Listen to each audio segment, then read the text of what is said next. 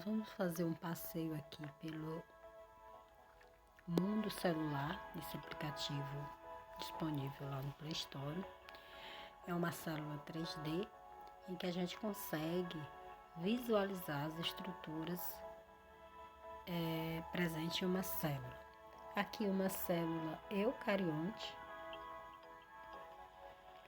uma célula animal eucarionte, é uma célula mais complexa, diferente da célula procarionte, que além de possuir núcleo individualizado, apresenta várias outras organelas.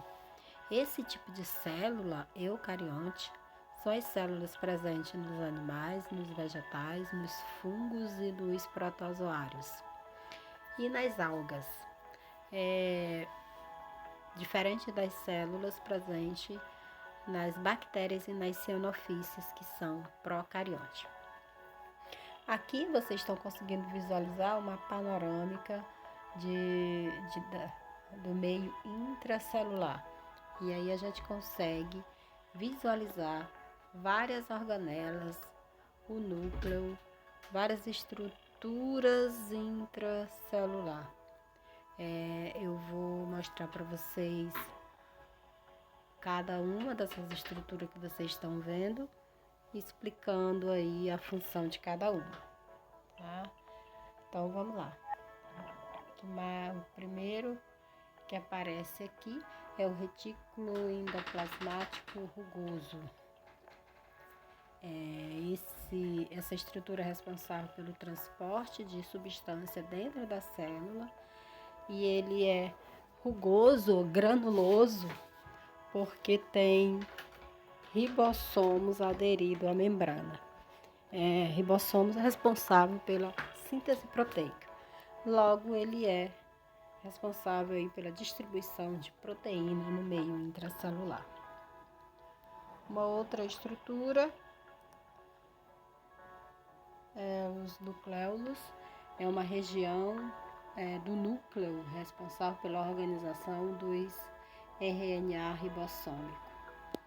É uma estrutura que fica aí dentro do núcleo celular.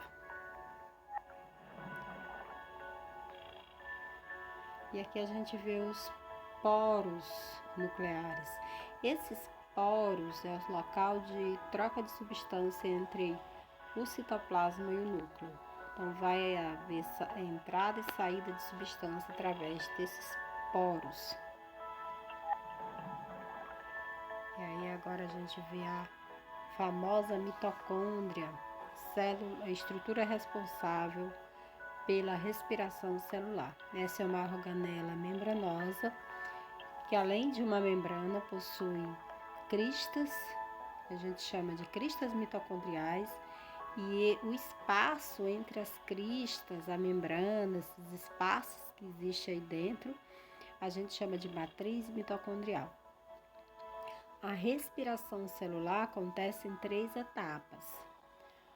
Uma das etapas vai acontecer no citoplasma, que é a glicólise, e 2 etapas vai acontecer dentro da mitocôndria. O ciclo de Krebs, que é a primeira etapa que acontece na mitocôndria, vai acontecer na matriz mitocondrial. E a fosforilação oxidativa vai acontecer nas cristas mitocondriais. A gente chama também de cadeia respiratória. A gente pode dizer que a mitocôndria é a casa de força da célula, porque ela é responsável aí pela respiração celular, que vai fornecer energia para a célula, que vai tornar acessível a energia presente nos alimentos, vai disponibilizar para a célula aí na forma de ATP.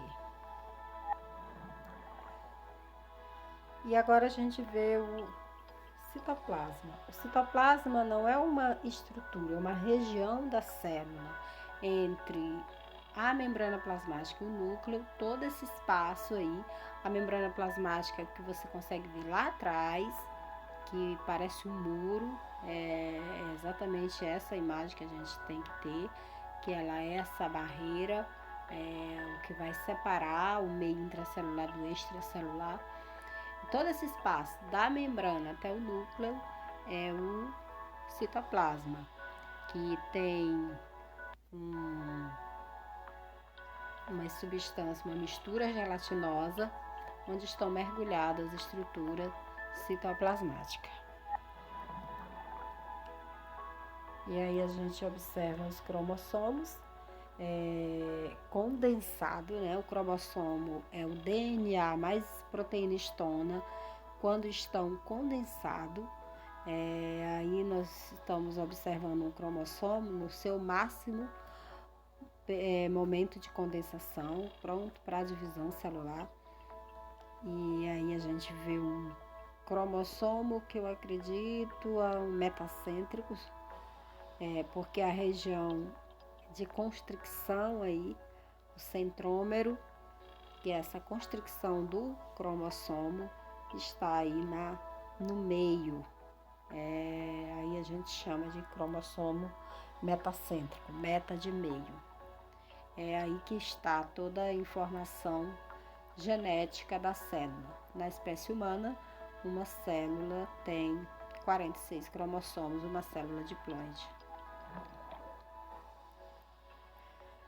E aí a gente observa agora a membrana nuclear. Antes eu falei dos poros da membrana nuclear e agora eu vou falar da membrana nuclear, que a gente chama também de carioteca, que é uma estrutura presente apenas nas células eucarióticas. As células procarióticas não possuem essa membrana nuclear. Ela que vai separar o material nuclear do material citoplasmático. Ela vai fazer essa divisão e a comunicação entre esses dois ambientes celulares vai acontecer via poros nucleares. Agora aí a gente observa os centríolos, os centríolos são formados por microtúbulos, 9 tríades de microtúbulos que participam aí da divisão celular, no momento de divisão celular. Agora aparecem aí os lisossomos, uma organela responsável pela digestão intracelular. Então toda a degradação de matéria dentro da célula vai acontecer no lisossomos.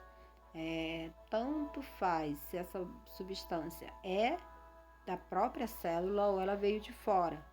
Então, também pode acontecer aí a digestão de estruturas da própria célula, uma mitocôndria que ficou velha, uma estrutura que já não é mais necessária, ela vai ser degradada aí nos lisossomos.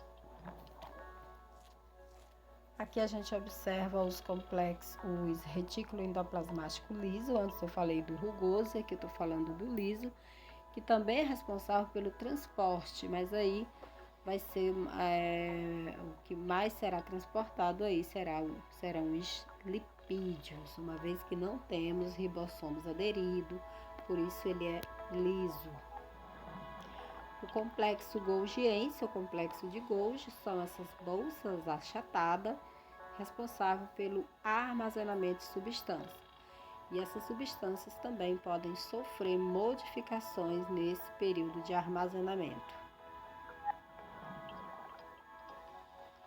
Aqui a gente vê o citoesqueleto, que é responsável pela forma da célula. Aí agora a gente vê a membrana plasmática, que é esse muro que vai delimitar o meio intracelular do meio extracelular. Ele é formado, a composição dele é fosfolipídio, proteína. Na parte externa também a gente tem o glicocálice, que é composto de carboidratos.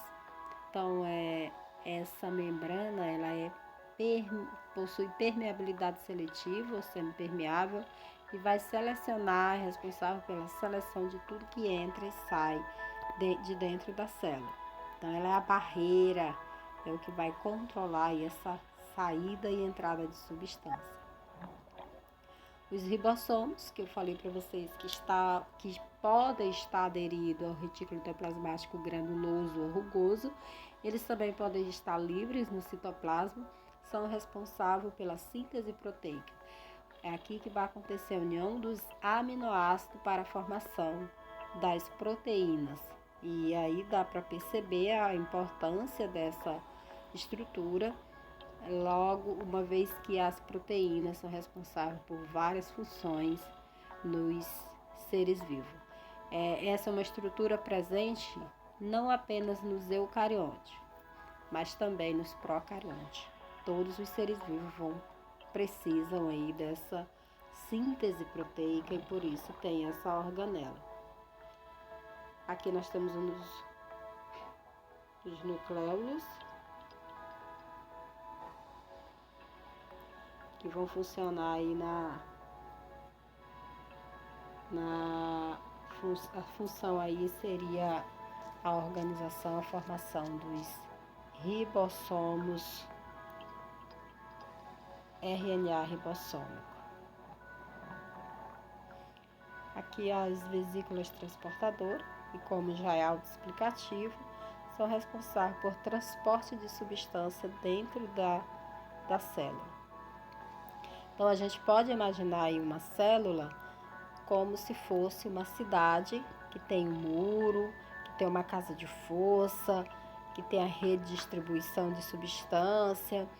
Então ela tem várias estruturas aí que vai dar condições para que essa célula realize todas as suas funções.